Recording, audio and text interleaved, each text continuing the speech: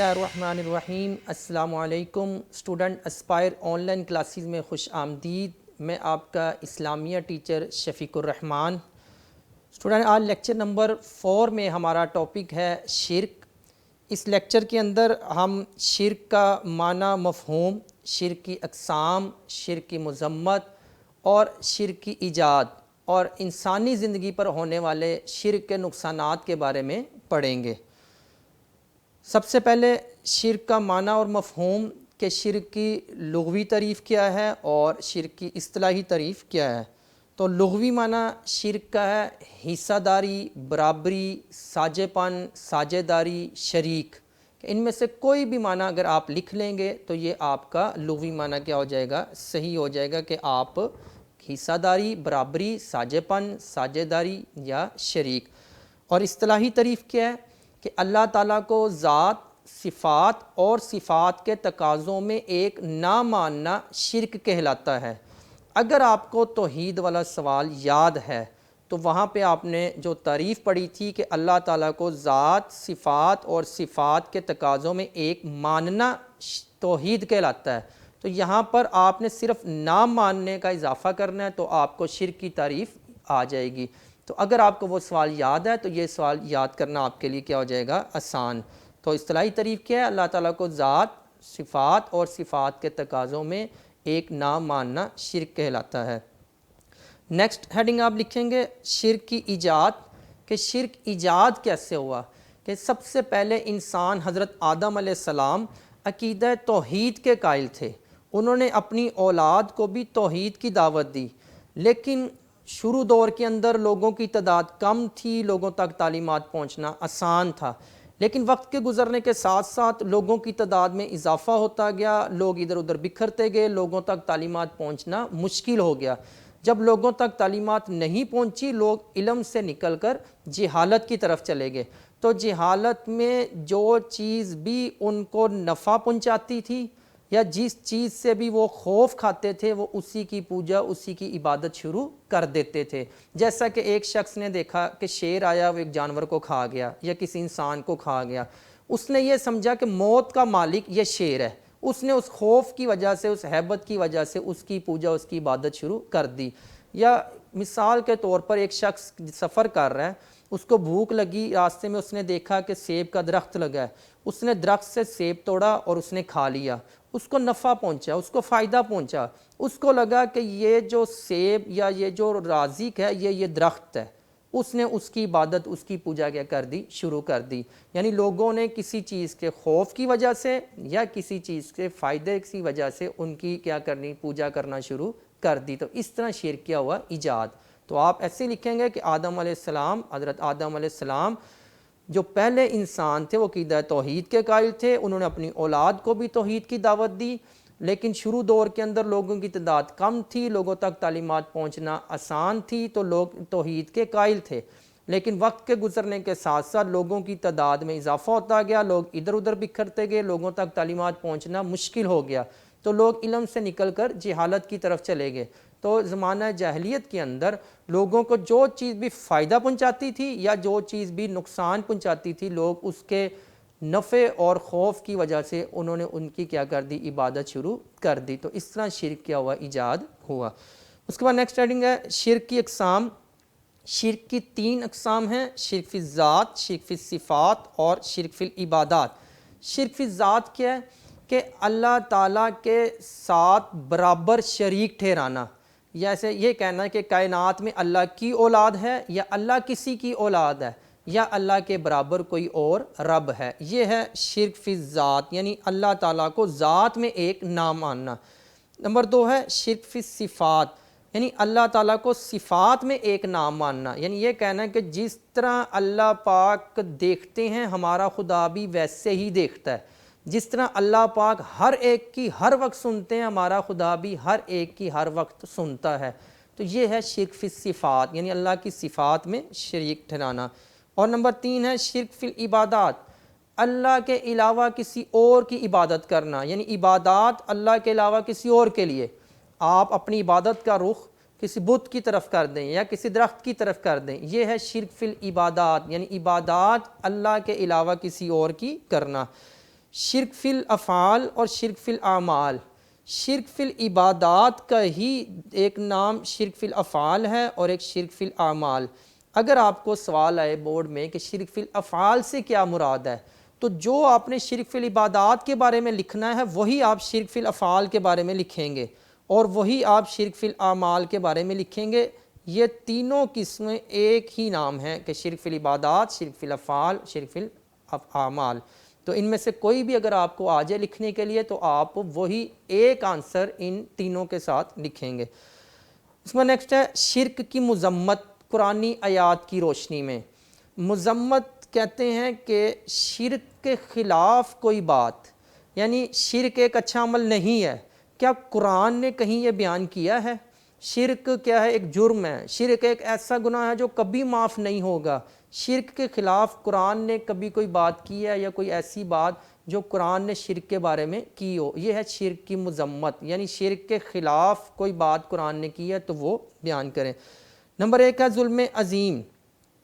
قرآن نے شرک کو ظلم عظیم قرار دیا، یعنی انسان اپنے اوپر ہی بہت بڑا کیا کرتا ہے؟ ظلم کرتا ہے جب وہ اللہ تعالیٰ کے ساتھ شریک ٹھہراتا ہے، جیسے کہ اللہ نے خود قرآن مجید میں ارشاد فرمایا بے شک شرک بہت بڑا ظلم ہے۔ اور نمبر 2 ہے ناقابل معافی گناہ۔ شرک ایک ایسا گناہ ہے جو کبھی بھی معاف نہیں ہوگا، یعنی اللہ پاک اگر چاہیں گے تو دوسرے گناہ معاف کر دیں گے، لیکن اللہ پاک شرک کو کبھی معاف نہیں کریں گے، جیسے اللہ پاک نے خود قرآن مجید میں ارشاد فرمایا اللہ تعالیٰ شرک کرنے کو معاف نہیں کرتا، اس کے علاوہ جس گناہ کو چاہیں گے معاف کر دیں گے۔ اور نمبر 3 ہے جنت حرام ہونا۔ مشرکوں پر اللہ پاک نے جنت کو کیا کر دیا ہے؟ حرام قرار دے دیا ہے، جیسے اللہ پاک نے قرآن مجید میں ارشاد فرمایا اِنَّهُ مَن يُشْرِكْ بِاللَّهِ فَقَدْ حَرَّمَ اللَّهُ عَلَيْهِ الْجَنَّةَ، کہ جو شخص بھی اللہ کے ساتھ شریک ٹھہرائے گا اللہ اس کے لیے جنت کو کیا کر دیں گے؟ حرام۔ جیسے کہ بے شک جس نے اللہ کے ساتھ کسی کو شریک ٹھہرایا اس پر اللہ نے جنت حرام کر دی۔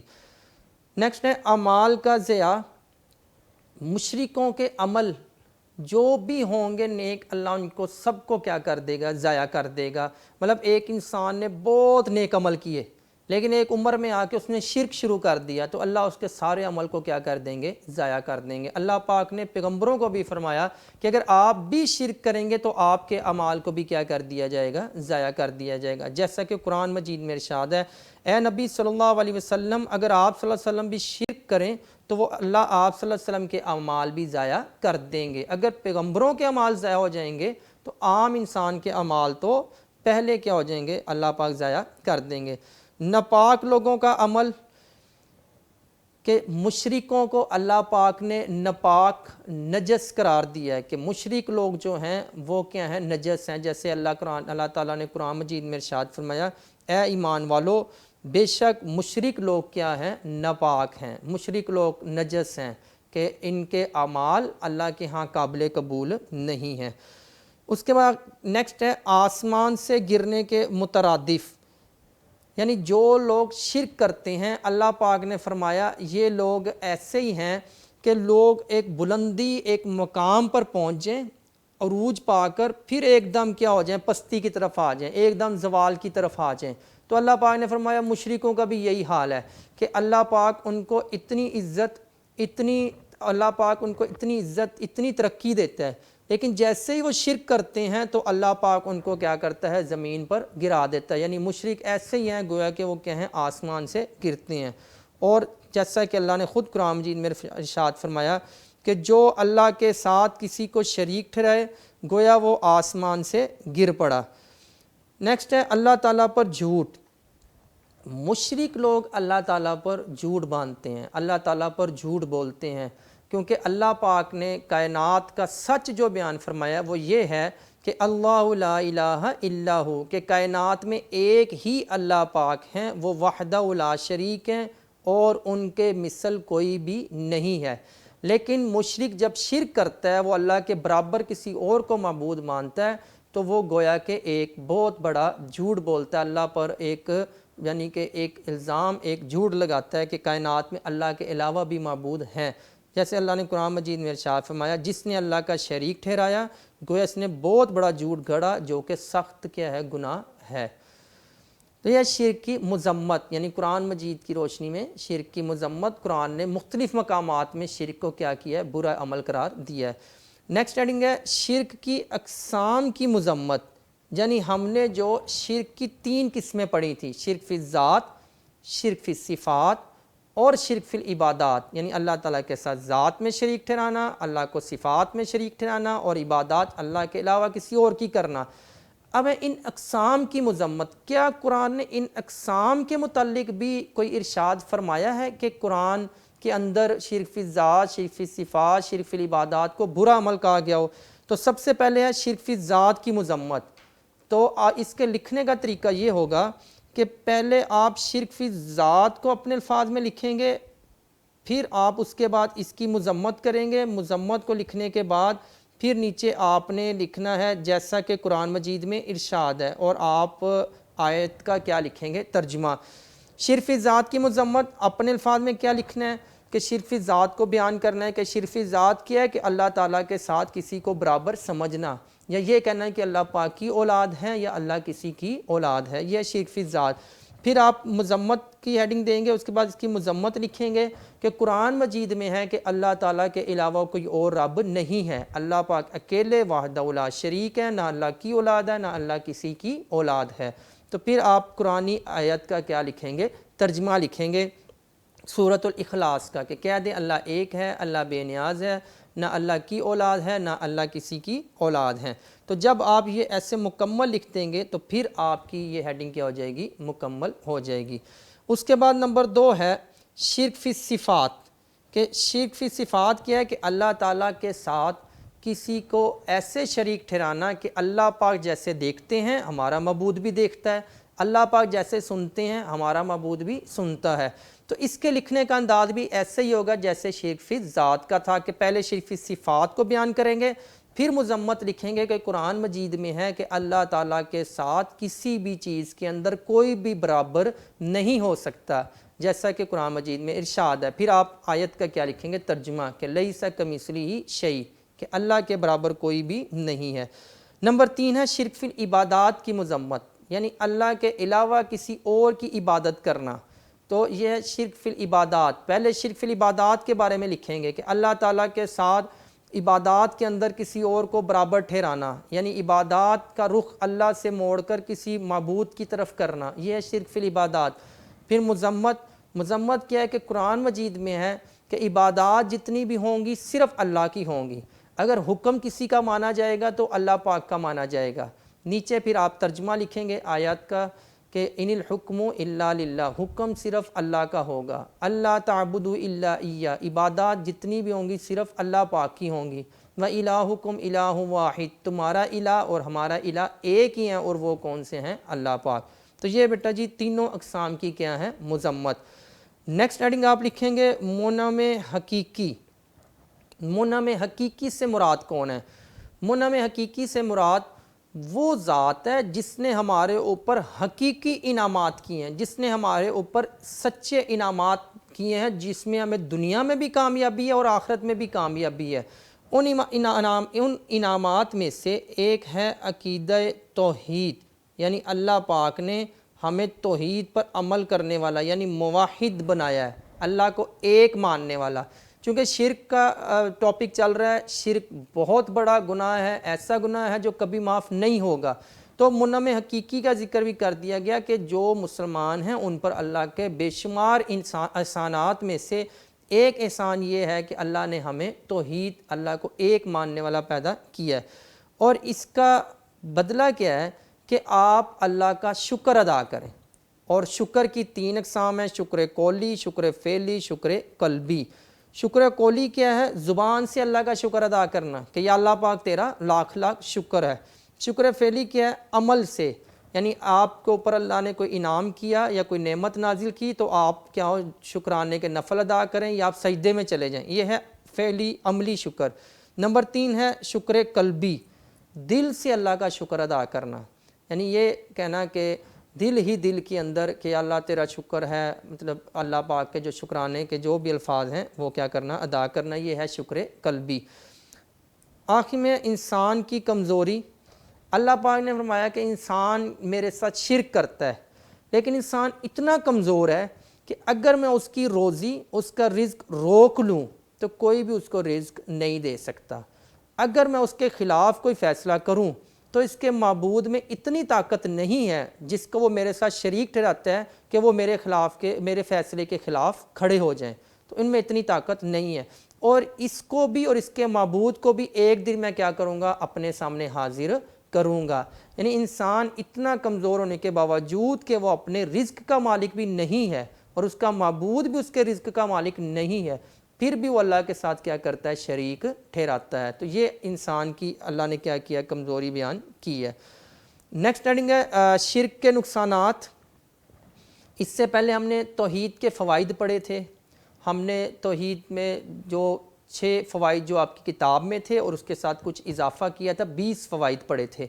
ان 20 فوائد کو جب آپ الٹ لکھتے ہیں، جیسے ہم الفاظ متضاد پڑھتے ہیں، جیسے توحید کا الٹ شرک، توحید کی ضد شرک ہے، اسی طرح جب آپ ان سارے الفاظ کا الٹ لکھ دیں گے تو یہ شرک کے نقصانات ہو جائیں گے۔ اگر آپ کو توحید کے فوائد یاد ہیں تو آپ کو یہ خود بخود یاد ہو جائیں گے، صرف آپ نے ان کا کیا لکھنا ہے؟ الٹ لکھنا ہے۔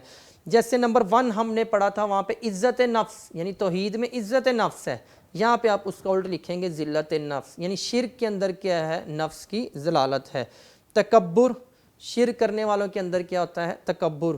بزدلی، خوف، مرنے کا خوف، بزدل، جبکہ توحید پر عمل کرنے والے کیا ہیں؟ بہادر، جرت مندی، وہ اللہ کی راہ میں لڑنے کے لیے تیار ہیں۔ یہ نا امیدی، بے چینی۔ اللہ پاک نے توحید والوں کو یہ فرمایا کہ الا بذکر اللہ تطمئن القلوب، کہ اللہ کے ذکر میں کیا سکون ہے، جبکہ مشرک اللہ کا ذکر نہیں کرتا۔ بے ایمانی، ایمان نام کی چیز نہیں، کیونکہ جیسے ہی انہوں نے شرک کیا ان کا ایمان کیا ہو گیا؟ ختم۔ تنگ نظر، بخیل، خرچ نہیں کرتے، دوسروں کے بارے میں بھلائی نہیں سوچتے، یعنی جیسے توحید میں ہے ایثار، خود بھوکے رہیں دوسروں کو کھانا کھلائیں، خود کیا کریں؟ تنگیاں برداشت کریں، دوسروں کے لیے آسانیاں پیدا کریں۔ شرک میں ایسا نہیں ہے۔ تذلیل انسانی، انسانیت کی کیا ہے؟ تذلیل، یعنی انسان ایک مقدس، ایک مشرف پیدا کیا گیا، لیکن جب ہم ایک درخت، ایک بت کے آگے جھکتے ہیں تو اس سے انسانیت کی کیا ہے؟ تذلیل۔ نفاق، منافق، انتشار، منافقانہ رویہ شرک کے اندر، نا انصافی، چونکہ ان کی تعلیمات حقیقی تعلیمات ہی نہیں ہیں، یعنی وہ تعلیمات ہیں جو انہوں نے خود بنائی ہیں، تو اس کے اندر انصاف نہیں ہو سکتا، جبکہ توحید پر عمل کرنے والوں کے لیے جو تعلیمات آئی ہیں وہ اللہ کی طرف سے ہیں اور ان تعلیمات کے اندر انصاف کا بیان ہے۔ بد امنی، معاشرے کے اندر بد امنی پیدا کرنا، دوسروں کو تکلیفیں پہنچانا، جبکہ توحید کے اندر یہی کہا جاتا ہے کہ آپ کا مسلمان ہی نہیں جب تک آپ کے زبان ہاتھ سے دوسرے مسلمان محفوظ نہ ہو۔ بے یقینی، کسی پر اعتماد نہیں کر سکتے، شرک میں بھروسہ نہیں کر سکتے، کیونکہ جس پر آپ بھروسہ کریں گے وہ خود آپ کی مدد کرنے کی طاقت نہیں رکھتا۔ نمبر 12 ہے بغض الہی، اللہ سے نفرت، کہ ان کو مشرکوں کو لگتا ہے کہ ہمارے اوپر جو انعامات ہیں یہ ہمارے بتوں نے کی ہیں، تو اس لیے وہ ان سے محبت اور اللہ سے نفرت کرتے ہیں۔ مخلوق خدا سے نفرت، اللہ کی مخلوق سے نفرت صرف اس لیے کہ وہ اللہ کو ایک مانتے ہیں، یعنی مسلمانوں سے نفرت۔ ناشکری، کھانا پینا، لباس، گھر، زمین، ہر چیز اللہ کی استعمال کرنی لیکن اللہ کا شکر بھی ادا نہیں کرنا۔ نمبر 15 لاپرواہی، کوئی پرواہ نہیں، ہمارے معبود ہمیں بچا لیں گے، جبکہ توحید میں کیا تھا؟ ہمارے اوپر احساس ذمہ داری، میں اپنے فرائض کا جواب دہ ہوں۔ کلکم رائن و کلکم مسئول عن رعیتی، تم میں سے ہر ایک نگہبان ہے اور ہر ایک اپنے نگہبانی کے بارے میں جواب دہ ہے۔ نمبر 16 کیا؟ بے خوف، اللہ کا کوئی خوف نہیں، اپنی مشرکوں کے ساتھ کیا؟ عبادت۔ غلامی، ایسی چیز کی غلامی جو خود کسی کی غلام ہے، بت کی غلامی، درخت کی غلامی، اور یہ ایسی غلامی ہے جو کیا ہے؟ ایک حقارت ہے، اس میں عزت نہیں ہے۔ نفرت الہی، اللہ کے ساتھ نفرت، یعنی اللہ کے ساتھ ایسی نفرت کے جو انعامات ہیں یہ اللہ نے نہیں کیے بلکہ ہمارے معبودوں نے کیا۔ گناہ گاری، ہر وقت ہی گناہ گار، یعنی مشرک اللہ کے ساتھ شرک ٹھہراتے ہیں، اللہ کا انکار کرتے ہیں، تب سے لے کر آخر تک کیا ہوں گے؟ جب تک مشرکانہ رویے پر رہیں گے گناہ گار رہیں گے۔ تذلیل انسانی، اللہ نے فرمایا لقد خلقنا الانسان فی احسن تقویم، میں نے انسان کو بڑا خوبصورت پیدا کیا، خوبصورت عمل کے لیے پیدا کیا ہے، انسان کو نائب خلیفہ بنایا، اور اس کی عزت کس میں ہے؟ کہ وہ وہی کام کرے جس کا حکم دیا گیا ہے۔ لیکن انسان جب درختوں بتوں کے آگے جھکتے ہیں تو یہ انسانیت کی کیا ہے، ایک تذلیل ہے جس سے اللہ نے کیا کیا ہے، منع کیا ہے۔ تو یہ بیٹا جی آپ کا ایک سوال تھا شرک کے متعلق کہ آپ شرک کے اوپر تفصیل سے کیا لکھیں، نوٹ لکھیں۔ اگر آپ کے پاس کتاب موجود ہے تو آپ صفحہ نمبر 4 پر دیکھیں، تو آپ اس کے درمیان میں دیکھیں گے یہاں پر یہ شرک کی تعریف لکھی ہوئی ہے، لغوی اور اصطلاحی تعریف جو ہم نے سب سے پہلے پڑھی ہے۔ اس کے بعد ہم نے شرک کی ایجاد پڑھی، تو شرک کی ایجاد اگر آپ یہ پہلے پیراگراف کے اندر دیکھیں تو اس کے اندر یہ شرک کی ایجاد بیان کی گئی ہے کہ شرک ایجاد کیسے ہوا، لوگوں نے چیزوں سے خوف کھایا یا لوگوں کو چیزوں نے نفع پہنچایا تو انہوں نے اسی کی عبادت شروع کر دی۔ اس کے بعد ہم نے پڑھا تھا شرک کی مذمت، شرک کی مذمت یعنی شرک کے خلاف قرآن نے کیا بات کی ہے۔ تو قرآن نے کیا کہا ہے کہ شرک کیا ہے، بہت بڑا ظلم ہے۔ تو اس آیت کا ہم نے کیا لکھا تھا، ترجمہ، کہ شرک ظلم عظیم ہے۔ اس کے بعد میں کہا تھا شرک ناقابل معافی گناہ ہے، یعنی ایسا گناہ ہے جس کی اللہ کیا کرے گا، اللہ کبھی اس کو معاف نہیں کرے گا۔ تو یہ آیت لکھی ہوئی ہے کہ اللہ پاک شرک کو کبھی، مشرک کو کبھی معاف نہیں کریں گے، اس کے علاوہ جو گناہ ہوں گے اگر چاہیں گے تو معاف کر دیں گے۔ اس کے بعد کچھ جنت کا حرام ہونا، اعمال کا ضیاع، وہ ساتھ آپ کو اضافہ لکھوایا گیا کہ آپ وہ بھی یاد کریں۔ اس کے بعد نیکسٹ ہیڈنگ ہم نے شرک کی اقسام پڑھی ہیں، تو یہ شرک کی اقسام شرک فی ذات، شرک فی صفات، اور نیکسٹ ہے شرک فی العبادات۔ تو پھر اس کے بعد ہم نے شرک کی اقسام کی مذمت پڑھی تھی۔ تو پہلے دیکھیں شرک فی ذات کو لکھا گیا کہ شرک فی ذات کیا ہے، اس کے بعد پھر کیا کی گئی ہے، اس کی مذمت کی گئی ہے کہ قرآن کہتا ہے کہ اللہ پاک کی نہ اولاد ہے نہ اللہ کسی کی اولاد ہے۔ اسی طرح صفحہ نمبر 5 پہ آپ دیکھیں گے تو شرک فی صفات کو بیان کیا گیا ہے، اور اس کو بیان کرنے کے بعد پھر اس کی مذمت کی گئی ہے کہ شرک فی صفات یعنی اللہ کے برابر کوئی بھی کسی بھی چیز میں نہیں ہے۔ اس کے بعد نمبر 3 ہے صفات کے تقاضوں میں شرک۔ پہلے صفات کے تقاضوں میں شرک کیا اس کو بتایا گیا، پھر اس کی قرآن کے ذریعے مذمت کی گئی ہے کہ قرآن کہہ رہا ہے کہ اللہ کے علاوہ کسی اور کی عبادت نہیں کی جائے گی، حکم صرف اللہ کا ہوگا، عبادت صرف اللہ کی ہوگی۔ ان آیات کے اندر آپ نے ان کا ترجمہ لکھنا ہے۔ اس کے بعد منعم حقیقی کا ذکر کیا گیا کہ منعم حقیقی وہ ذات جس نے ہمارے اوپر حقیقی انعامات کیے ہیں، اس کا بدلہ کیا ہے کہ ہم اللہ کا کیا کریں، شکر ادا کریں، یعنی قول سے بھی، فعل سے بھی اور دل سے بھی۔ لاسٹ میں نے پڑھا تھا کہ انسان کی کمزوری، یعنی اللہ نے انسان کی کمزوری بیان کی کہ اگر میں رزق روک لوں تو اس کو کوئی رزق نہیں دے سکتا، اور اس کے معبود اتنی طاقت نہیں رکھتے کہ اس کی کیا کی جائے، عبادت، اور اس کی عبادت کی جائے، اور اللہ کے جو اس انسان کے خلاف ہونے والے فیصلے ہیں اس کے معبود ان فیصلوں کو تبدیل کر سکیں، اور ایک دن میں کیا کروں گا، ان سب کو اپنے سامنے حاضر کروں گا۔ تو یہ آپ کا ایک ٹاپک تھا تو شرک کا، کہ شرک کے بارے میں مکمل تفصیل۔ اگر آپ کے پیج نمبر آپ 19 دیکھیں تو وہاں پر باب نمبر اول کے جو سوالات کی فہرست دی گئی ہے، تو اس میں اگر آپ دیکھیں سوال نمبر 3 جو آج ہم نے پڑھا ہے، شرک کسے کہتے ہیں اور اس کی اقسام کے متعلق آپ کیا جانتے ہیں۔ اور اسی طرح اگر آپ سوال نمبر 7، سوال نمبر 6 دیکھیں تو اس میں ہے انسانی زندگی پر عقیدہ توحید کے اثرات، اور کئی دفعہ آپ کو یہ لفظ چینج ہو کے شرک کے نام سے آئے گا کہ انسانی زندگی پر عقیدہ شرک کے نقصانات لکھیں، تو آپ نے پھر وہی 20 نقصانات جو آپ کو پڑھائے گئے ہیں وہ آپ نے لکھنے ہیں۔ تو یہاں تک لیکچر سننے کے بعد، یعنی جب آپ یہاں تک لیکچر سن لیں، یاد کر لیں، اس کے بعد پھر آپ لیکچر کو یہاں سے آگے سننا شروع کریں گے، جو آپ کے اسی تفصیلی سوالات میں سے MCQs اور مختصر سوالات لیے گئے ہیں کہ آپ ان کے کیا کریں گے، جوابات لکھیں گے اور آپ ان کو یاد کریں گے۔ سب سے پہلے نمبر 1 ہے شرک کی لغوی اور اصطلاحی تعریف لکھیں، کہ لغوی تعریف حصے داری، برابری، ساجھے پن، ساجھے داری، شریک، اور اصطلاحی تعریف کیا، اللہ تعالیٰ کو ذات، صفات اور صفات کے تقاضوں میں ایک نہ ماننا شرک کہلاتا ہے۔ شرک کی کتنی اقسام ہیں اور کون سی ہیں؟ شرک کی 3 اقسام ہیں، شرک فی الذات، شرک فی الصفات اور شرک فی العبادات۔ نیکسٹ ہے شرک فی الذات سے کیا مراد ہے؟ شرک فی الذات سے مراد کیا، اللہ تعالیٰ کی ذات میں کسی کو برابر سمجھنا۔ شرک فی صفات سے کیا مراد ہے کہ اللہ تعالیٰ کی صفات میں کسی کو برابر سمجھنا، یعنی جیسے اللہ پاک دیکھتے ہیں ہمارا خدا بھی ایسے ہی دیکھتا ہے۔ اور شرک فی العبادات کیا ہیں کہ اللہ کے علاوہ کسی اور کی عبادت کرنا، یہ شرک فی العبادات۔ اور نمبر 6 ہے ناقابل معافی جرم کس کو قرار دیا گیا ہے؟ تو ناقابل معافی جرم شرک کو قرار دیا گیا۔ اس کے بعد نمبر 7 ہے ان الشرک لظلم عظیم، ترجمہ کریں کہ بے شک شرک کیا ہے، ظلم عظیم ہے۔ نمبر 8 ہے شرک کے 4 نقصانات لکھیں، تو ہم نے 20 نقصان پڑھے ہیں، آپ ان میں سے کوئی سے بھی 4 لکھ سکتے ہیں۔ نمبر 9 ہے شرک کی ایجاد، مختصر بیان کریں، تو ہم نے پڑھا ہے کہ لوگوں کو چیزوں کے نفع یا خوف کی وجہ سے لوگوں نے کیا کر دی، چیزوں کی عبادت شروع کر دی، تو شرک کی ایجاد پہ پوری تفصیل ہم لکھیں گے کہ حضرت آدم علیہ السلام سے جو عقیدہ توحید کے قائل تھے، انہوں نے عقیدہ توحید کی تعلیم دی، لیکن وقت کے گزرنے کے ساتھ ساتھ جب لوگ ادھر ادھر بکھرتے گئے، لوگوں کی تعداد زیادہ ہوگی، لوگوں تک علم پہنچنا مشکل ہو گیا، تو لوگوں کو جس چیز نے بھی نفع دیا یا نقصان پہنچایا، لوگوں نے اسی کی عبادت شروع کر دی۔ شرک کی مذمت میں ایک قرآنی آیت بما ترجمہ لکھیں، تو آپ نے ایک بات یاد رکھنی ہے، آپ سے آیت بھی پوچھی گئی ہے اور ترجمہ بھی۔ آیت سے مراد یہ ہے کہ آپ عربی لکھیں گے اور ساتھ آپ اس کا کیا لکھیں گے، ترجمہ بھی لکھیں گے۔ اور نمبر 11 سوال ہے کہ عقیدہ تثلیث، سنویت اور ترے مورتی سے کیا مراد ہے؟ عقیدہ تثلیث ہے 3 خداؤں کو ماننا، سنویت 2 ہے اور ترے مورتی بھی 3۔ عقیدہ تثلیث یعنی اللہ پاک، حضرت جبرائیل علیہ السلام اور حضرت عیسیٰ علیہ السلام کو ماننا، اور عقیدہ سنویت 2 خدا، جیسے مجوسیوں کا عقیدہ ہے، ایک بلائی کا اور ایک شر کا خدا۔ ترے مورتی 3 خدا، یہ ہندوؤں کا عقیدہ ہے، برہما، وشنو اور شیوا کو خدا ماننا۔ نمبر 12 سوال ہے ان الحکم الا للہ، کہ حکم صرف کیا ہوگا، اللہ کے لیے ہوگا۔